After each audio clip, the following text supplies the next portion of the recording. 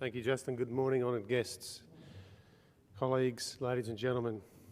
Can I start by acknowledging the Gadigal people and the Eora Nation as the traditional custodians of this land and this wonderful harbour that has been such a magnificent amphitheatre for the celebrations over the last few days, and pay my respects to their elders past and present.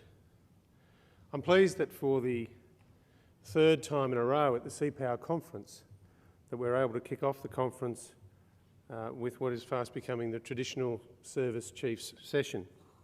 And I welcome my friend and colleague Lieutenant General David Morrison, the Chief of Army, and Air Vice Marshal Mel Hupfeld, the Air Commander, who is representing the Chief of Air Force, and Marshal Jeff Rown, who is unavoidably detained on other duties today.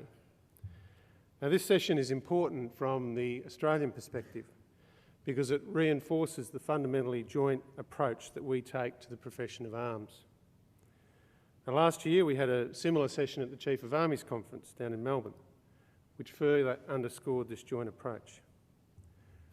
To me, one of the most important things about this session is it gives us the ability to talk directly to a number of our own serving members, particularly our younger members who attend these conferences, and for them to hear straight from the three chiefs the same basic message. And I think that is a very powerful message that underscores that joint approach that we are taking. It underscores how serious the CDF is, and in fact the whole senior leadership of the ADF is about the joint endeavour that we're embarked on. For our many international visitors, I thank you for visiting Australia, for visiting Sydney, and for attending the CPA conference this year. To my counterparts and their personal representatives, I thank you for making the journey. I know it's a long way because I make the journey quite a bit the other way. I really appreciate the time that you've been able to devote to not only the conference but to the International Fleet Review. I know it's also a difficult month this month with the International CPA Symposium at Rhode Island, so the fact that so many of you have attended and will probably have to make that journey as well is greatly appreciated. Due to the continuing International Fleet Review commitments, and it's important to note that that has not finished yet, the time that I would normally have to engage one-on-one is considerably reduced from a normal CPA conference, and I appreciate your understanding in that. The theme of the conference this year is Naval Diplomacy and Maritime Power Projection, the Utility of Navies in the Maritime Century. The opportunity to bring forward this conference to coincide with the International Fleet Review was one that we simply could not pass up, and I'm particularly pleased that we have made that decision. Because in so many ways, the strength of the international presence here is the best tangible demonstration of this conference's theme. Whether a nation has sent a ship, an aircraft, or a delegation, our activities over the last few weeks, and it is weeks, are a practical demonstration of naval diplomacy. Some of the value is evident to all, like the exercises which have gone before and which will follow the International Fleet Review activities. These exercises further our ability to cooperate in the pursuit of good order at sea. I would particularly like to acknowledge the success of the first ASEAN Defence Ministers Meeting Plus Expert Working Group for Maritime Security field training exercise. We really have to come up with a better name, Tan Sri, than that, which took place in the waters and off the coast of Jervis Bay about this time last week. 11 ships and 13 countries participated in this activity. The Maritime Security Expert Working Group has been co-hosted by Malaysia and Australia for the last couple of years, and I thank my Malaysian counterpart, Admiral Aziz Tan Sri. It has been a pleasure to work so closely with Madam Siriani and her team as we have taken this whole concept from inception to a major field training exercise in very short order. And it has been the leadership shown by your team and the enthusiastic participation of the other nations involved that have allowed us to generate this activity so quickly. And while events such as the Fleet Review are naval diplomacy writ large, with fair dollops of pomp, pageantry and ceremony, they serve much more than a historical or commemorative purpose. Just as there was specific messaging in reviews of centuries gone by, not all of them friendly messaging, I think the international nature of this review reinforces one of our most fundamental maritime security messages that we all share, and that is that maritime security is an inherently cooperative and collaborative venture. We cannot protect our ability to trade on our own. It is a genuine team effort. Of course, you don't need a fleet review to achieve this. We can see the same elements at work when a patrol boat visits a minor port, or two ships conduct a simple passage exercise.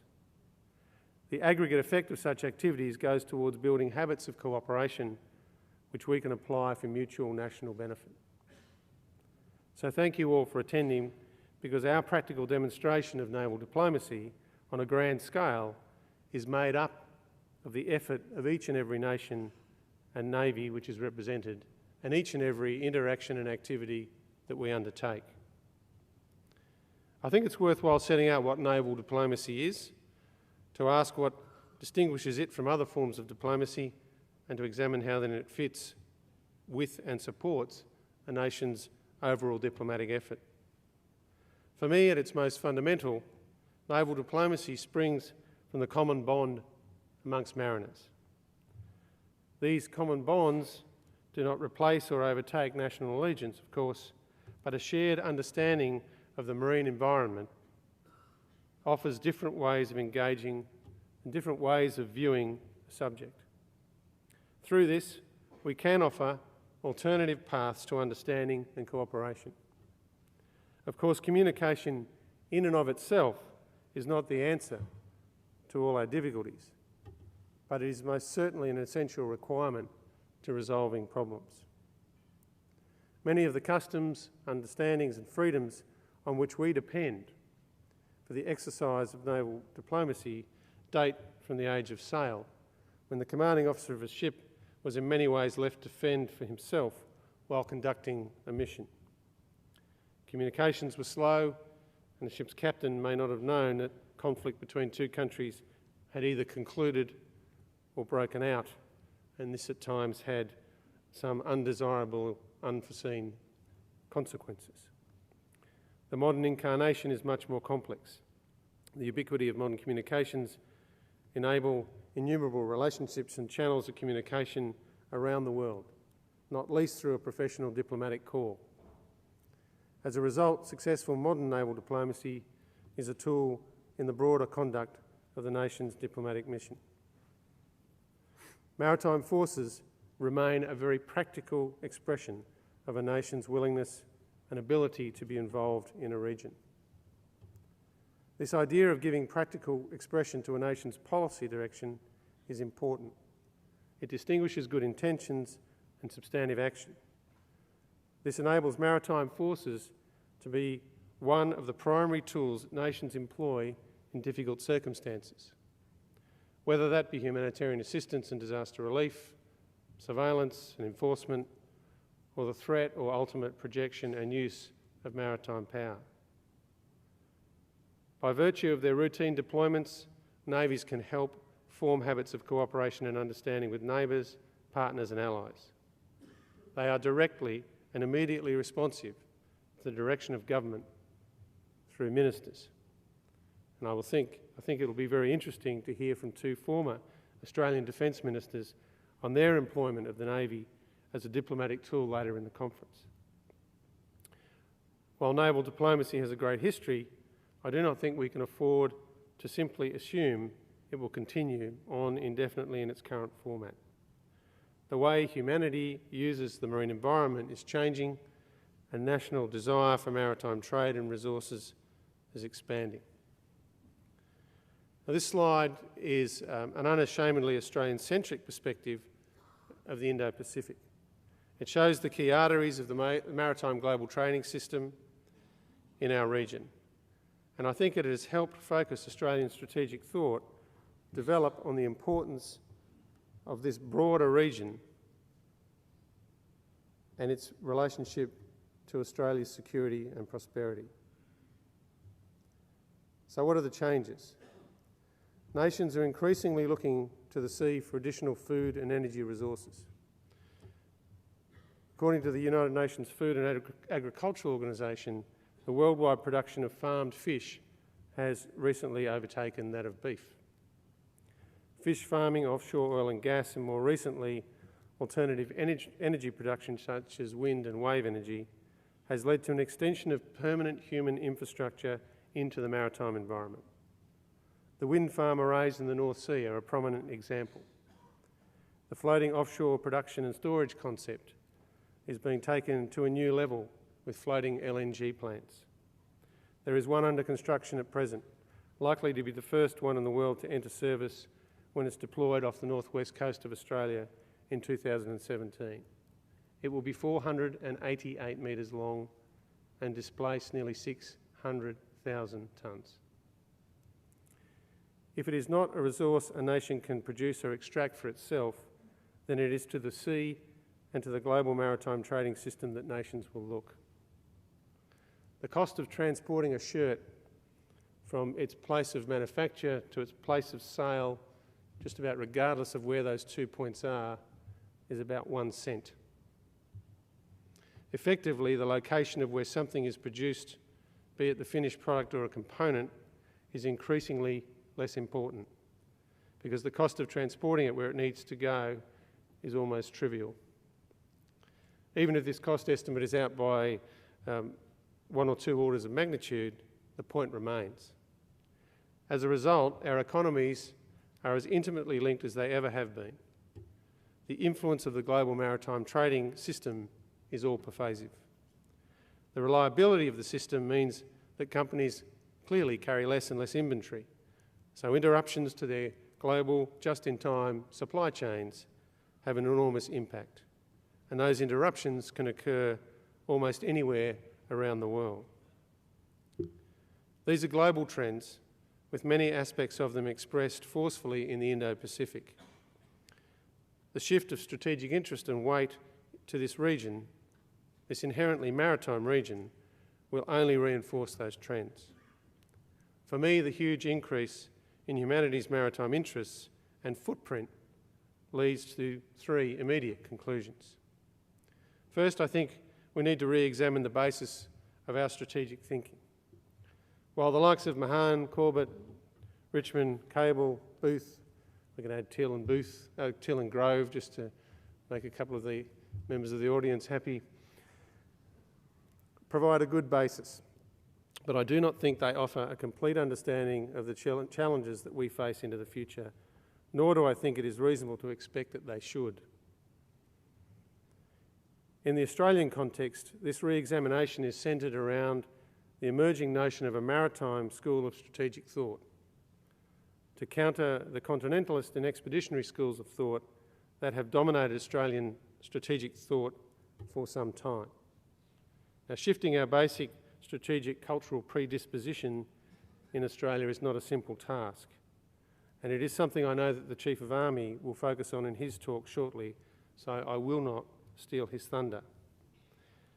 Second, as we have all recognised for many years, and as I have touched on already, it is beyond the capacity of any nation to unilaterally protect its maritime interests because of the nature of the maritime global trading system.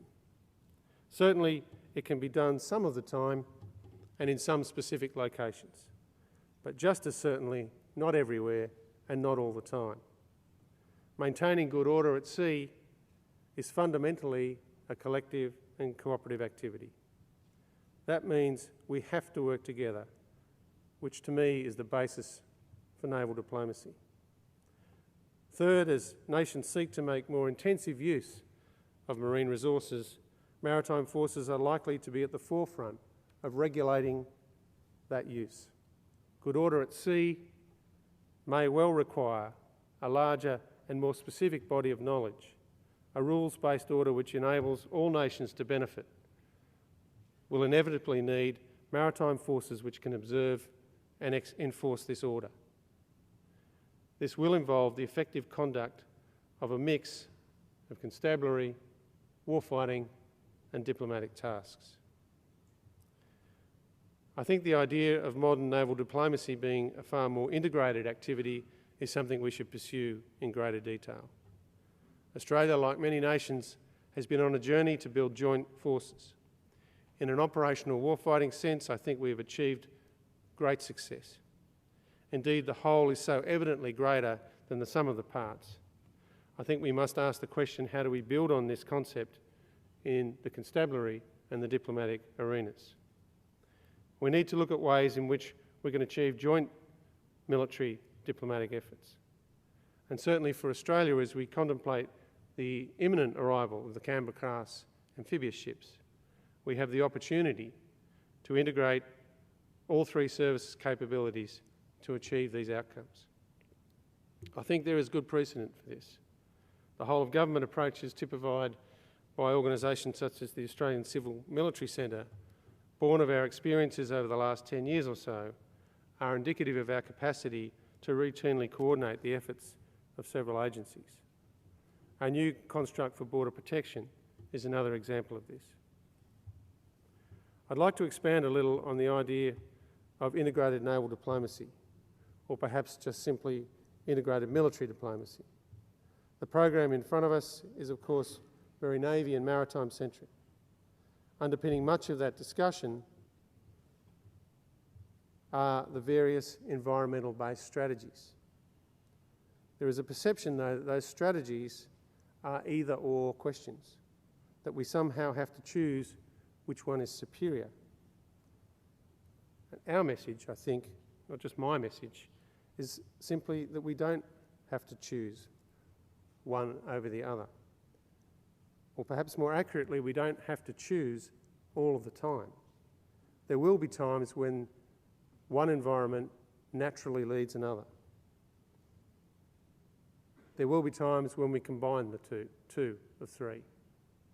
And there will be times when all three must work in tandem. So these next few days will focus on naval and maritime issues, for which I make no apology, because it is vital to our nation's security and prosperity. And to be really good in our own domain, we need an extensive and sophisticated understanding of what can be achieved. But so too, we need that understanding of the other environments. We must not allow our enthusiasm for naval power or naval diplomacy to blind us into making a false choice. It is important, but it is not the only thing which is important, and our approach must be sophisticated enough to countenance this. So when I suggest we look at how we integrate all three services into a naval military diplomatic approach, I offer it in this context, where we should not be making a choice.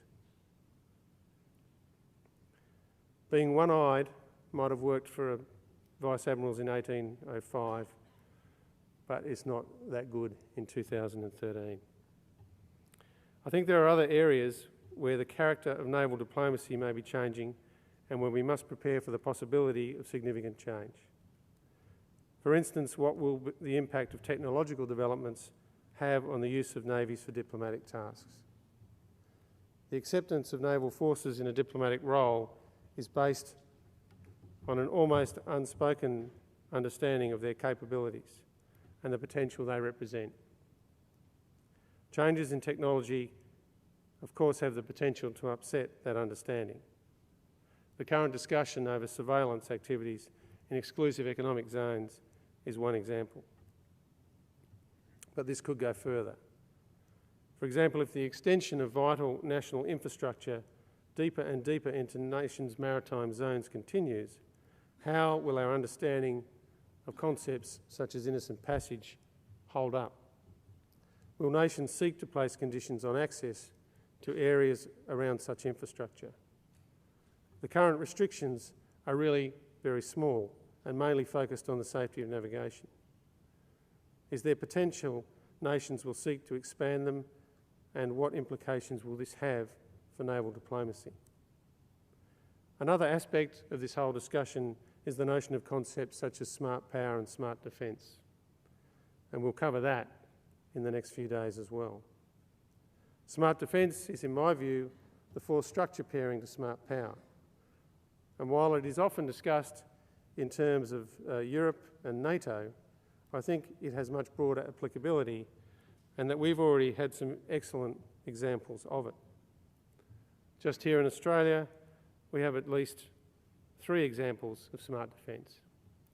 I would argue that the Anzac-class frigate, which was built jointly with the Government of New Zealand to a German Blommenboss design, played to the strengths of both countries and was a very good outcome for both of us.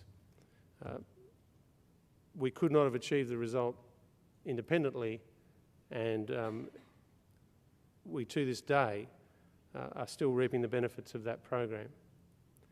A more recent example is the use of Australian sailors to help crew New Zealand's HMNZS Endeavour and Wellington, where working together has created more capability than we could have achieved alone. We've also had Royal New Zealand Navy boarding parties integrated in our frigate in the Middle East. So it's a two-way street. Smart defence does not have to just be amongst near neighbours or traditional partners, though. I think it's unfair to say that it's not unfair to say that only in the last 10 years the navies of Spain and Australia have only really got to know each other and understand each other. As we have done so, we've identified opportunities for smart defence. Most obviously amongst this has been the deployment of the Spanish tanker Cantabria to Australia this year. From my perspective, this has been an outstanding success, not only providing an underway replenishment ship when we required it, but providing us with an opportunity to familiarise ourselves with some of the systems that we are about to acquire in the amphibious ships and the air warfare destroyer. From a Spanish perspective, I think it has allowed them to test the extended deployment capability of the ship in conditions that they may not otherwise have been able to do. To effectively have had a foreign sovereign warship operating as part of the RAN for 9 months has been a groundbreaking initiative. Many people have asked me, how did this work? How could this work? Well, it does, and it's actually been incredibly easy. And the key to this activity was finding common cause, complementary capabilities and needs, and the willingness to cooperate and collaborate. I think of all these activities, smart defence, smart power, integrated naval diplomacy need what has previously been described as that rare kind of imagination, which not only enables us to understand our current circumstances, but to plan for the future as well. I hope you'll take the opportunity that this conference affords, that I hopefully have posed 1 or 2 questions to start you off, and perhaps sown the seed for some of that imagination. Thank you.